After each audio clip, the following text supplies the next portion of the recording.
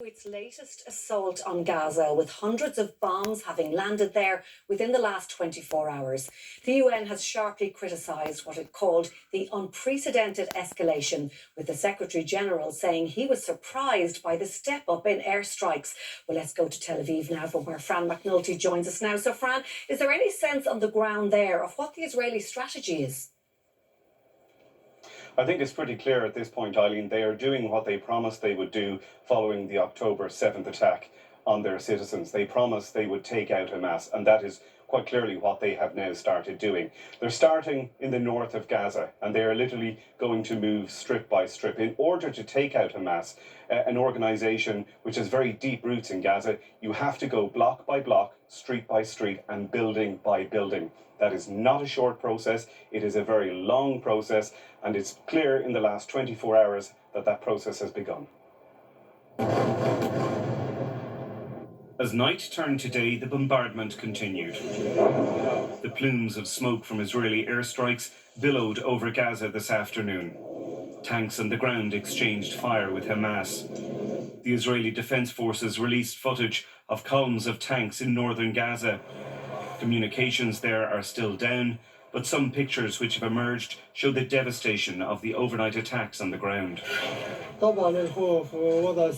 bombardments are indiscriminate, sparing neither children nor adults, neither women nor the elderly, no one. The Palestinian Civil Defense says hundreds of buildings have been damaged.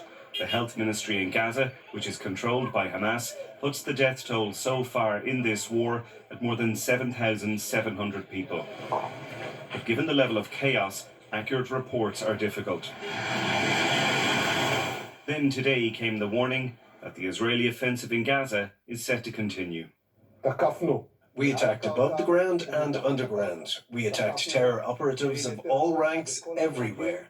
The instructions for the forces are clear. The operation will continue until a new order. The Israeli army too repeated its call to civilians in the north of Gaza to leave. 400,000 people remain there. More than 500,000 have already evacuated south. For your immediate safety, we urge all residents of northern Gaza and Gaza City to temporarily relocate south. Let me repeat. We urge all residents of northern Gaza and Gaza City to relocate south immediately.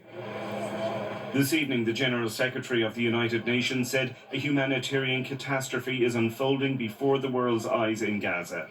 He said he was surprised by the increased bombardments. Antonio Guterres said there should be an immediate humanitarian ceasefire. Hostages should be released unconditionally, and humanitarian aid should be allowed into the besieged territory. And Fran, there are over 200 Israeli hostages still being held inside Gaza. Their relatives must be hugely concerned for their safety now at this time.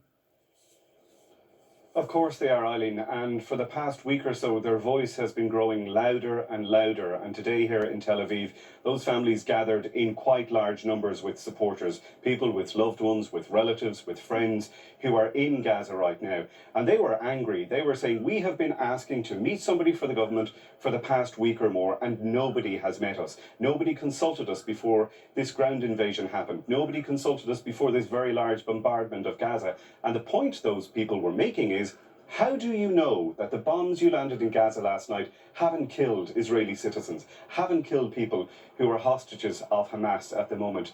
They demanded a meeting with the defence minister. They got a meeting with him and with the prime minister as well. Now, that meeting just concluded within the past half hour or so. And the initial reports from it suggest that the Israeli prime minister, Benjamin Netanyahu, told the families that the more pressure Hamas was under, the more chance they would have of getting hostages out. Well, that remains to be seen, but all the while in the background there's speculation and some commentary that Qatar is involved in negotiations. We've been hearing about these for the past week or so. There have been suggestions a deal may have possibly been close to being on the table before these strikes took place. We just simply don't know. And we don't know if the Israeli strategy is perhaps get a foothold in northern Gaza, get your troops in there, start that ground invasion, and then possibly look at some sort of hostage release deal. But there are growing calls for that here in Tel Aviv this evening. All right, Fran McNulty, thank you. Tens of thousands of people have taken part in protests around the world in support of the people of Palestine. Here, demonstrations were held in Cork, Limerick, Sligo and Belfast.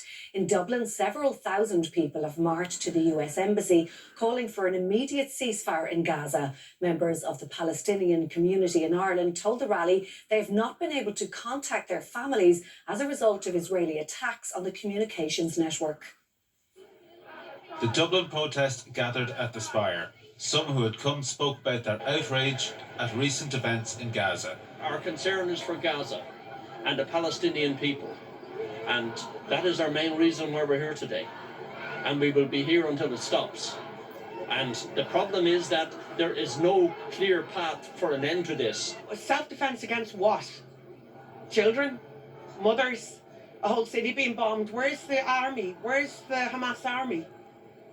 They're fighting. What are they doing? They're ethnically cleansing. That's what they're doing. The destination today was the US Embassy.